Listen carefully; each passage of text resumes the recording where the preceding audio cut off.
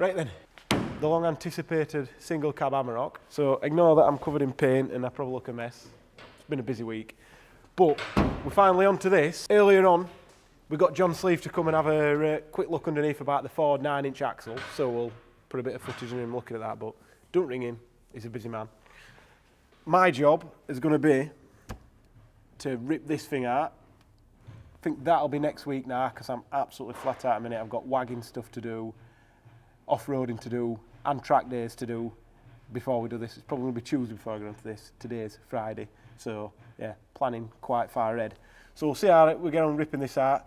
This is going to be for sale, and yes, it probably will need a new clutch, but if you're buying this, you're going to buy it because you're tuning something. You're not going to put it in standard. So to that man who got upset, I get Adam to put your comment up. But stop being upset about it. Unless you're going to buy it, it doesn't matter, does it? Whatever.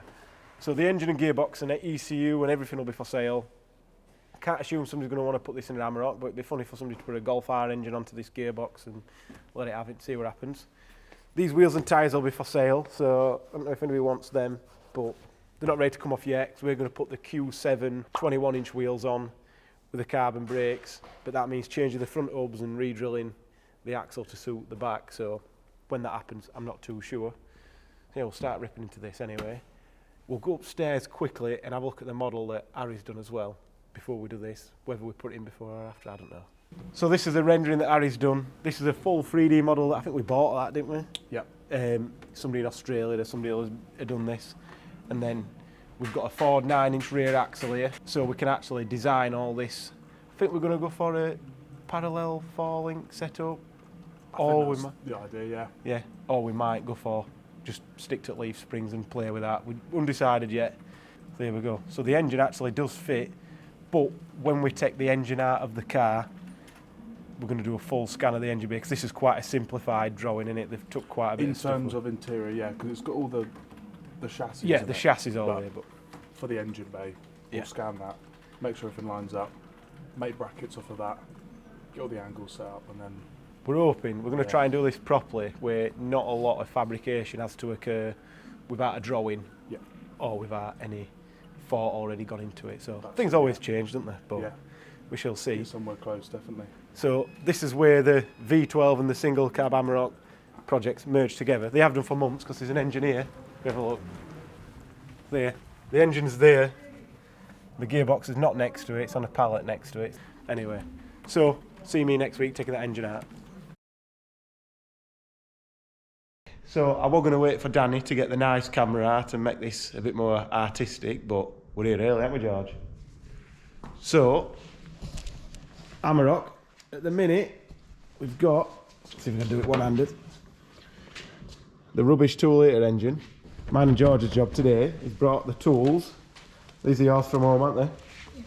Got a bit of homework for dinner time, and we've got a list of what we're getting if George needs to borrow one of my tools and he ain't got it at home. So we've got to order it, haven't we? So George's favourite tool so far, creeper. Get rid of aircon, coolant, drain oil, engine crane, and then this is the beast of a motor that's going to be going in. 500 horsepower standard, 600 horsepower with a map, hoping for over 1,000 horsepower. I think this video will just be taking engine out, we'll see. Know what George is doing. So yeah, see how we get on.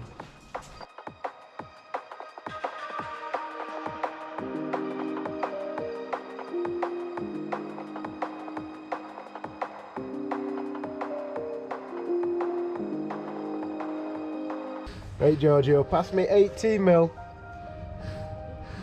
18mm socket and ratchet, please. Thank you. Oh, I was right as well, George. What? I was right as well. It is 18 that I needed.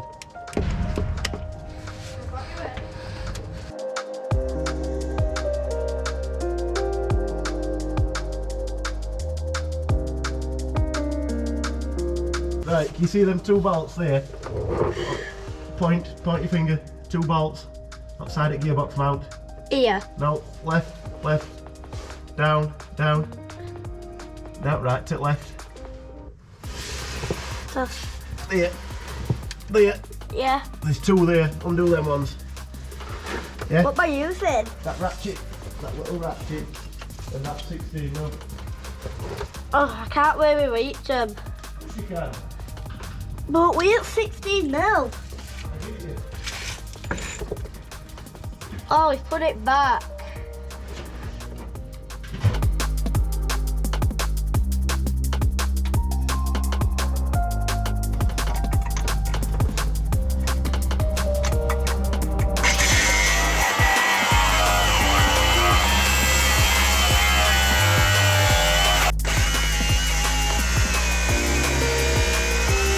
Is that better? It's just shining in my eyes. Put it back where it was. Put it back down here where it was. Is that a bit better? Oh yeah. Now can I get under? Why?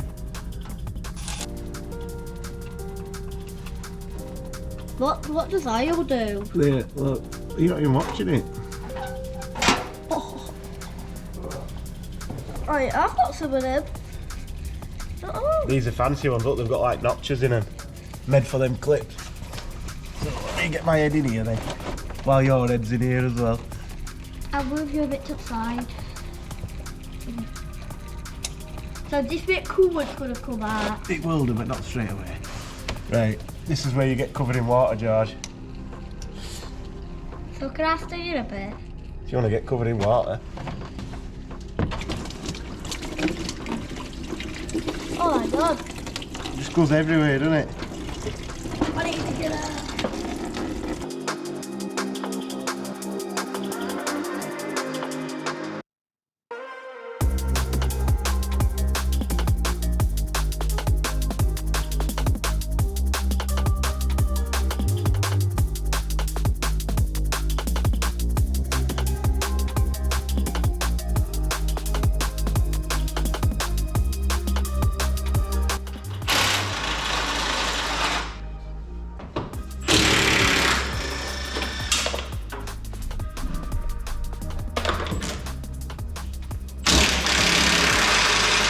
Oh, careful, don't round it off. It won't stop it. No, it's just these pushing on.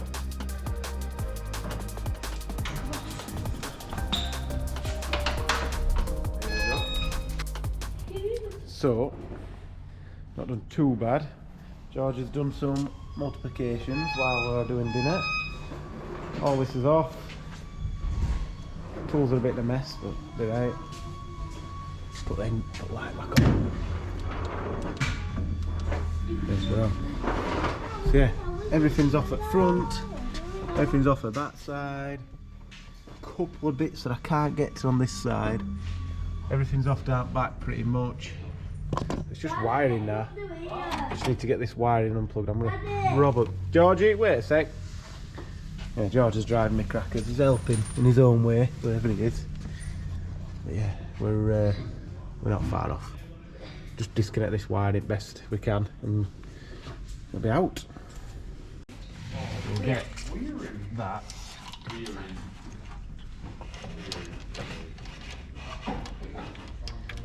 Put it in double shear.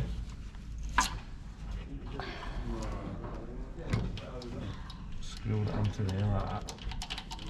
Don't have to be mega tight, just as long as the bolt ain't gonna snap out. So put that there like that. Can you see how that's like that? So that'll pick it up now. And if I've learnt out from using these before, you go as tight as you can on the chain, don't you? Yes. You might have to take bonnet off like that. Yeah, that's what I'm thinking now. It's like, what we're gonna do, we're gonna try doing it without taking bonnet off. Yeah. Just because I've got to put it back on. That's what everybody will do. And then I will be taking bonnet off, I know I will. Yeah.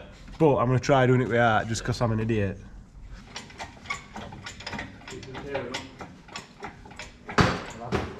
Oh! Oh, things are happening. Good or bad, never know. Things are happening now.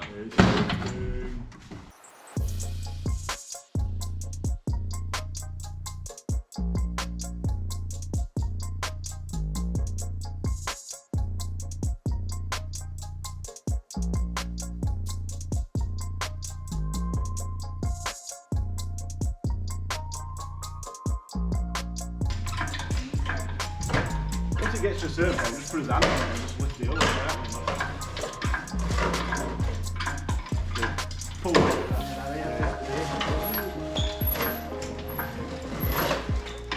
Did it have to take bonnet off, Paul? Should just clear that exhaust or the Exhaust, so I'm probably going to get in the gearbox. yeah.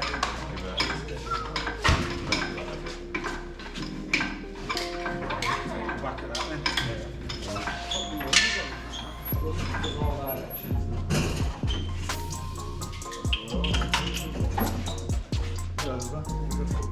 Go on, keep going. That's it. We're out. So she's out. Engine bay is bare. Let's put this back on. So we need to scan it. So I'm going to take a few bits out on Monday. Get it all scanned. See where everything can go. Tidy up. All sorted, haven't we, Giorgio? Took us longer than it should have, hasn't it? Why do you think? 'Cause you've been messing about. No, I haven't. You have. So, if anybody wants this engine, one careful owner in as far as the UK DVLA is concerned. It's going to be £1,000. £1,000, that what you reckon it's worth? Yeah. There we go, £1,000. So if you want to see us get that in for a bit of a mock-up, join us for the next video. Thank you very much.